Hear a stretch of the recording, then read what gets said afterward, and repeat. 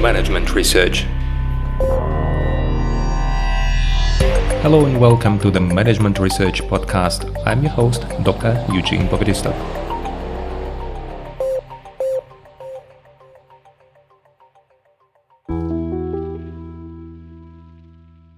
Hello and welcome to the next episode in my strategic management mini-series of the Management Research podcast. In this episode, we continue talking about the threat of entry. It is one of the forces in the 5 forces framework by Porter.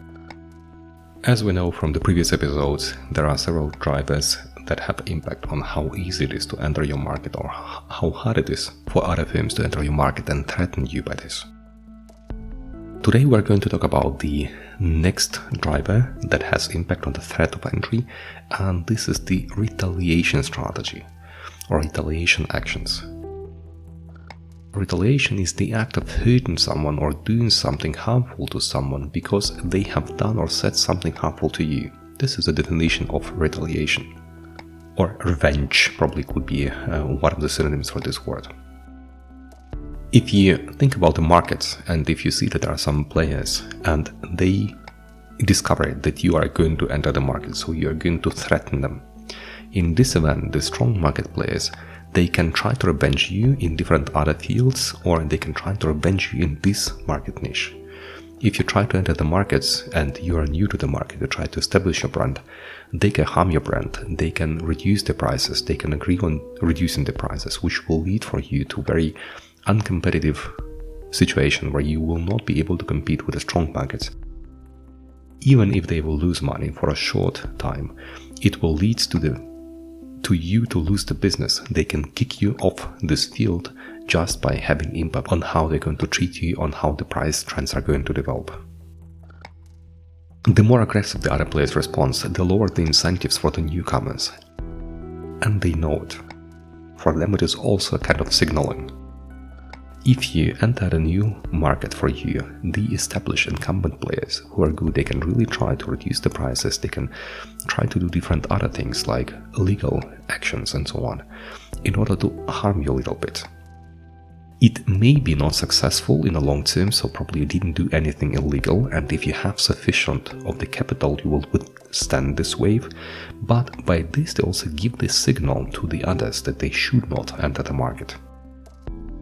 This is a very powerful thought, because if you think about it, it is always good to engage into the strategy, because if you do not give the signal, tomorrow there will be a new entrant, somebody else who is going to enter. That is why the big chain usually try to respond to new firms coming to their market. And I have here an interesting citation from the book of Grant and Jordan 2012. On the page 65 they write, "The major airlines have a long history of retaliation against low-cost entrants. Southwest and other budget airlines have alleged that selective price cuts by American and other major airlines amounted to predatory pricing designed to prevent its entry into new routes."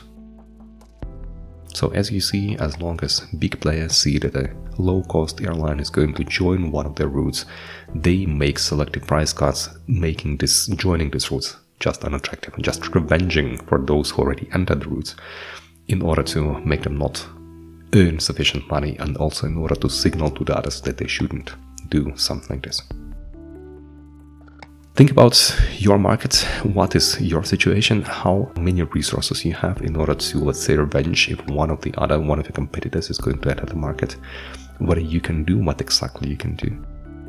And if you can, then probably this would be a nice signaling mechanism to show the others that you would like to exploit this market niche and you don't like them to come. On the other hand, if you are the one who wants to enter the market, check the opportunities, check the capacities of those who are already on the market, whether they can revenge, whether they can do something against you. And again, this driver is related to the intensity of competition, to how many competitors are already in the market and how big they are. If there are mostly small enterprises and there are many of them, they might not get into this retaliation behavior. If there is only one or a few of competitors and they have their capacity, it can happen that you will experience retaliation strategy because it is such attractive to signal to you and to the others that you shouldn't join the market. I hope it was interesting. I wish you all the best, good luck with your business, and I'll see you in the next episode. Bye bye.